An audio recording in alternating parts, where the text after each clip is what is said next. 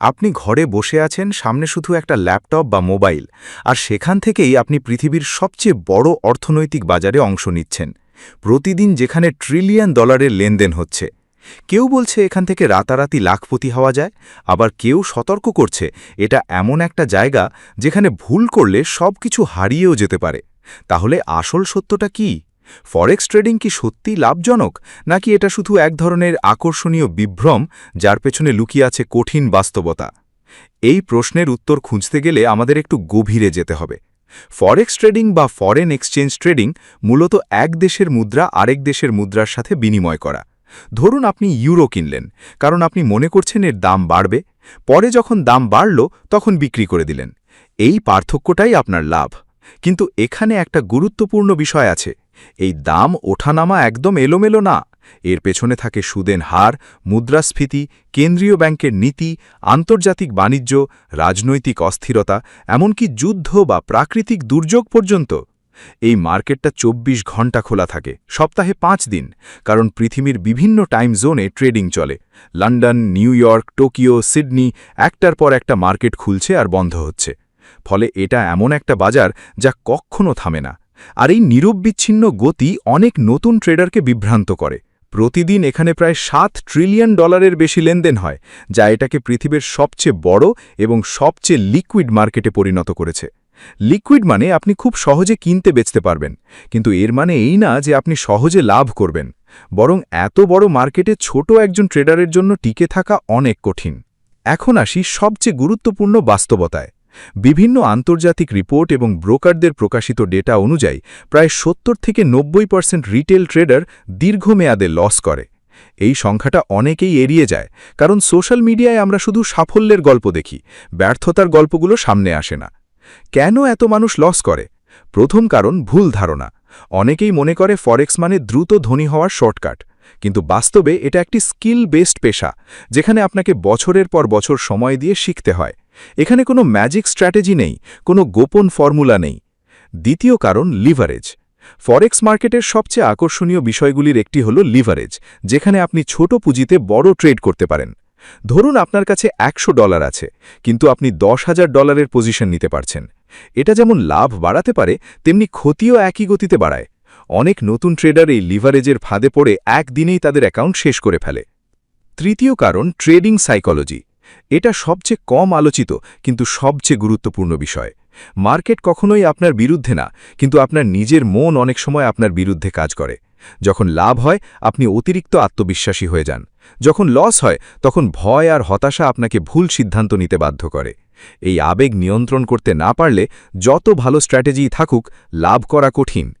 চতুর্থ কারণ risk management না জানা। অনেকেই একটি ট্রেডে তাদের পুরো পুঁজি ঝুঁকিতে ফেলে দেয়।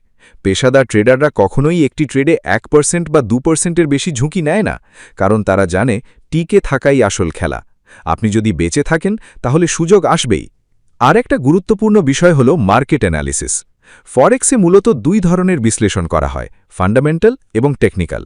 ফান্ডামেন্টাল অ্যানালিসিসে দেখা হয় দেশের অর্থনীতি, সুদের হার, জিডিপি, কর্মসংস্থান ডেটা ইত্যাদি। আর টেকনিক্যাল অ্যানালিসিসে চার্ট, প্যাটার্ন, ইন্ডিকেটর ব্যবহার করে ভবিষ্যৎ দাম অনুমান করার চেষ্টা করা হয়। সফল ট্রেডাররা এই দুটোকেই গুরুত্ব দেয়। কিন্তু এখানেই শেষ না। ফরেক্স মার্কেটের আর একটা অন্ধকার দিক আছে, স্ক্যাম। অনেক প্রতারক guaranteed profit, signal service, robot ট্রেডিংয়ের নাম করে মানুষকে ফাঁদে ফেলে। বাস্তবে ফরেক্সে কোনো গ্যারেন্টি নেই। মার্কেট কখনোই 100% প্রেডিক্টেবল না। যারা গ্যারেন্টি দেয় তারা সাধারণত নিজেরাই লাভ করে আপনার ক্ষতির মাধ্যমে। তাহলে কি ফরেক্সে কেউ সফল হয় না? অবশ্যই হয়, কিন্তু তারা খুব কম, এবং তাদের সাফল্যের পেছনে থাকে কঠিন পরিশ্রম, ধৈর্য আর দীর্ঘ অভিজ্ঞতা। তারা এটাকে জুয়া হিসেবে দেখে না, বরং একটি ব্যবসা হিসেবে দেখে। তারা প্রতিদিন লাভের পেছনে দৌড়ায় না, বরং তারা ধারাবাহিকতা বজায় রাখে। একজন দক্ষ ট্রেডার জানে লস করা স্বাভাবিক। সে লসকে ভয় পায় না, বরং সেটাকে কন্ট্রোল করে। সে জানে 10টা ট্রেডের মধ্যে 4টে লস হলেও যদি বাকি 6টা ট্রেডের সঠিক রিস্ক রিওয়ার্ড বজায় থাকে, তাহলে সে মোটামুটি লাভেই থাকবে। আরেকটা বিষয় যেটা অনেকেই বুঝতে পারে না, সেটা হলো সময়। ফরেক্স শেখা একদিন বা 1 মাসের কাজ না। অনেক সফল ট্রেডার 3 থেকে 5 বছর সময় নেয় নিজেদের দক্ষ করে তুলতে। এই সময়ের মধ্যে তারা অসংখ্য ভুল করে, টাকা হারায়, আবার শেখে ফিরে আসে। তাই যদি কেউ ভাবেন আমি আজ শুরু করব আর 1 মাস পরে আয় শুরু হবে, তাহলে সেটি বাস্তবসম্মত চিন্তা না। এখানে টিকে থাকতে হলে আপনাকে শিখতে হবে, পরীক্ষা করতে হবে, নিজের ভুলগুলো বুঝতে হবে। আরেকটা গুরুত্বপূর্ণ বাস্তবতা হলো ডিসিপ্লিন।